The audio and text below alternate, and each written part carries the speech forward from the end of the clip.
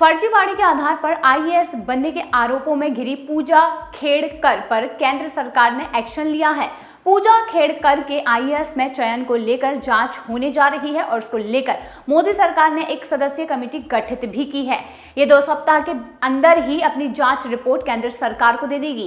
केंद्र सरकार के कार्मिक विभाग द्वारा जारी की गई एक प्रेस रिलीज में ये बताया गया कि केंद्र सरकार ने सिविल सेवा परीक्षा 2022 और इससे पहले की परीक्षा की उम्मीदवार सुश्री पूजा मनोरमा दिलीप खेड़कर की उम्मीदवारी के दावों और फिर अन्य जानकारियों की जांच के लिए भारत सरकार के एडिशनल सेक्रेटरी स्तर के एक वरिष्ठ अधिकारी की अध्यक्षता में एकल सदस्यीय समिति का गठन किया गया। बताते चलें कि यह समिति 2 सप्ताह में अपनी रिपोर्ट देने वाली है। केंद्र सरकार द्वारा बनाई गई समिति की रिपोर्ट के बाद पूजा खेड़कर के ओबीसी प्रमाण पत्र पर मासिक एवं मानसिक अक्षमता को लेकर किए गए दावों की सच्चाई बाहर आ सकेगी। उन्होंने अपने चयन के लिए खुद को non creamy layer, OBC non creamy layer और मानसिक रूप से अक्षम बताया था। पूजा खेड़कर ने साल 2023 में आईएएस परीक्षा को पास किया था और उसमें उनकी 841 रैंक आई थी। अब अपने आप को उन्होंने इस सिलेक्शन प्रोसेस में मानसिक रूप से बीमार होने का दावा भी किया था। हालांकि बाद में जब मेडिकल चेकअप की बारी आई तो वो अपनी ही बीमारी का सत्यापन करवाने के लिए 6 बार नहीं पहुंच पाए। ऐसे में ये अब भी एक सवाल बना हुआ है कि अगर पूजा ने चेकअप कराने से मना किया था तो फिर कैसे उनका सिलेक्शन हुआ।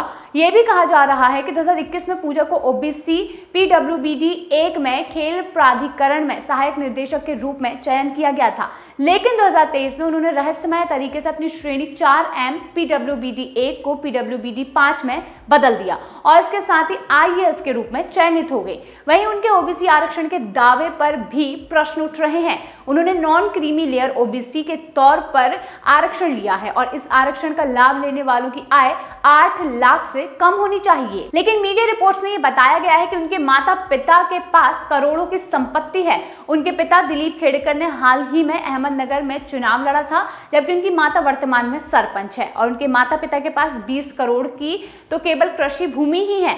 मीडिया रिपोर्ट्स में ये बताया गया है कि पूजा के पास खुद 17 करोड़ की संपत्ति है।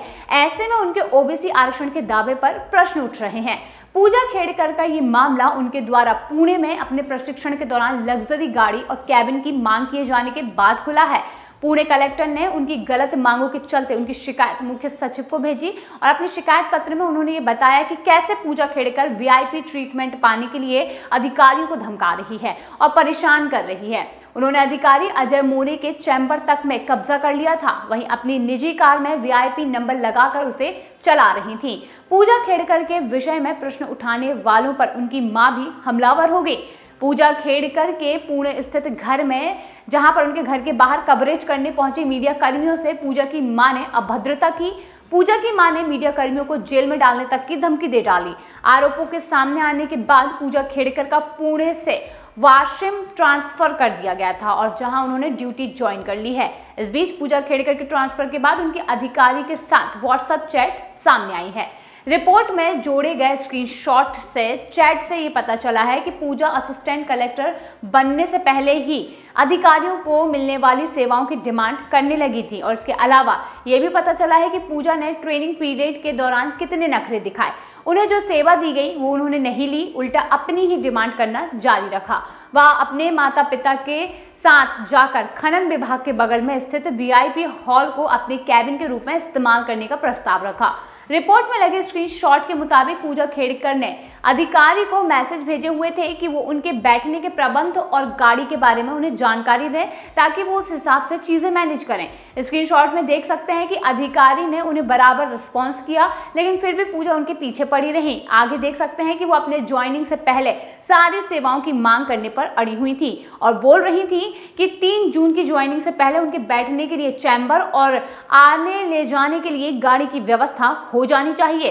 अधिकारी ने उन्हें ये कहा कि वो इसकी डिमांड जो कि वो कर रही हैं उनको एक बार उनके आने पर चेक कर ली जाएगी। और हालांकि पूजा खेड़कर कहने लगी कि ये सब कुछ उनके ऑफिस ज्वाइन करने से पहले होना चाहिए, ना कि बाद में। उन्होंने आगे ये भी लिखा कि उन्हें ये सब मिल जाने के बाद बहुत सारी चीजें प्लान करनी है जो कि बाद के लिए नहीं छोड़ी जा सकती।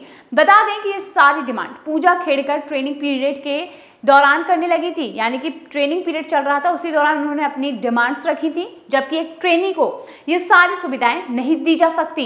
इसके अलावा ये भी पता हो कि अधिकारियों ने शुरू में पूजा खेड़कर से पूरी तरह डील करने का प्रयास किया था और उन्हें बार बार मांगने पर एक चैम्बर भी दे दिया गया, लेकिन बाद में यह पता चला कि उन्होंने उस चैम्बर में बाथरूम ना होने की वजह से ही उसे लेने से मना कर दिया और अपनी डिमांड करना जारी रखा। वहीं अपनी निजी ऑडी कार में वह लाल नीली बत्ती लगाकर वीआईपी नंबर के साथ उसका इस्तेमाल करती थी।